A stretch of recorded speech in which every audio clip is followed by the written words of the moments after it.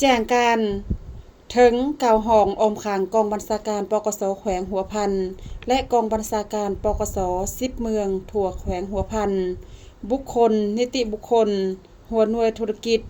นักธุรกิจผู้ประกอบการชาวค้าขายที่อาศัยและดำรงชีวิตอยู่สาธารณรัฐประชาธิปไตยประชาชนลาวเรื่องบ่อนุญาตให้นำใช้โลโก้กำลังป้องกันความสงบติดสะใส่ผลิตและจำหน่ายเครื่องแบบดัดแปลงเครื่องแบบและผลิตป้ายสื่อของกำลังป้องกันความสงบอิงตามข้อตกลงของรัฐมนตรีกระทรวงป้องกันความสงบว่าด้วยระเบียบวินัยของกำลังป้องกันความสงบฉบับเลขที่688/ปกส.ลงวันที่25 มีนาคม 2020อิงตามแจ้งการของกระทรวงป้องกันความสงบฉบับเลขที่9/ปกส.ลงวันที่24 มีนาคม 2025อิงตามการกวดกาตัวจริงในการผลิตนำใช้จำหน่ายซื้อขายเกี่ยวกับเครื่องแบบเครื่องหมายของกำลังป้องกันความสงบเห็นว่าแพร่หลายในปัจจุบันดังนั้นกองบัญชาการปกส.แขวงหัวพันจึงออกแจ้งการดังนี้ 1. บ่อนุญาตให้นายและพลตำรวจกรมกองการจัดตั้งภายในกำลังป้องกันความสงบและบุคคลนิติบุคคลหัวหน่วยธุรกิจนักธุรกิจผู้ประกอบการชาวค้าขายที่อาศัยและดำรงชีวิตอยู่แขวงหัวพันนำเอาโลโก้เครื่องหมายของกำลังป้องกันความสงบไปผลิตและติดใส่ผลิตภัณฑ์ต่างๆเป็นต้น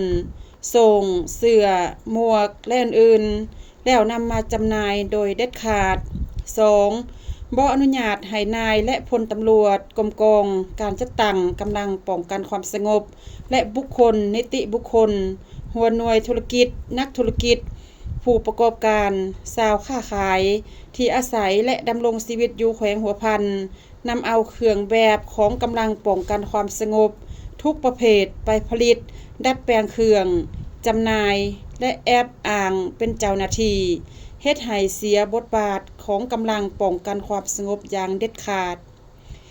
3. บ่อนุญาตให้กรมกองนายและพลตำรวจและการจัดตั้งภายในกำลังป้องกันความสงบในขอบเขตทั่วประเทศนำเอาบัญชีรายชื่อของนายและพลตำรวจไปผลิตป้ายสื่อแจ้งอยู่ทางนอกโดยเด็ดขาดให้ผลิตอยู่กรมป้องกันกำลังกรมใหญ่การเมืองป้องกันความสงบตามรูปแบบที่กระทรวงป้องกันความสงบได้ตกลง 4. ถ้านายและพลตำรวจกรมกองการจัดตั้งภายในกำลังป้องกันความสงบและบุคคลนิติบุคคลหัวหน่วยธุรกิจนักธุรกิจผู้ประกอบการชาวค้าขายที่อาศัยและดำรงชีวิตอยู่แขวงหัวพันผ้าผืนและละเมิดจะถูกปฏิบัติตามระเบียบกฎหมายอย่างเข้มงวดดังนั้นจึงแจ้งมายังนายและพลตำรวจกรมกองการจัดตั้งภายในกำลังป้องกันความสงบบุคคลนิติบุคคลหัวหน่วยธุรกิจนักธุรกิจผู้ประกอบการชาวค้าขายที่อาศัยดำรงชีวิตอยู่แขวงหัวพันจงให้การหัวมือและพร้อมกันจัดตั้งปฏิบัติตามแจ้งการฉบับนี้อย่างเข้มงวดกองบัญชาการปกส.แขวงหัวพันเซ็นและประทับตาเพชรสวรรค์อินทร์สุพรรณ